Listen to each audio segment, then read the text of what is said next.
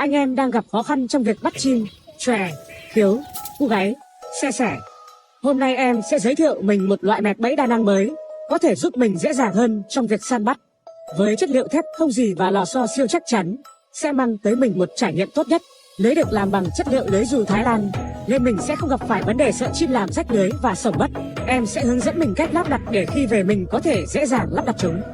Trước tiên mình mở hai cánh lồng ra cho em, xong rồi mình có thể dùng một chân để giữ cánh bẫy. Cánh bẫy này sẽ có tác dụng khi chim ăn mồi nó sẽ lập tức sập lại. Tiếp theo mình gập nãy vô này vào thanh treo mồi giúp em. Khi về mình có thể buộc mồi vào thanh treo để khi chim ăn mồi bẫy lập tức bị sập lại. Như anh chị đã thấy, lắp đặt rất dễ dàng mà không gây nguy hiểm cho chim và người sử dụng.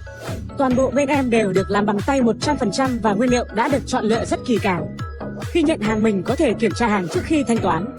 Vậy còn chần chờ gì nữa mà không liên hệ bên em để đặt hàng ngay trong hôm nay.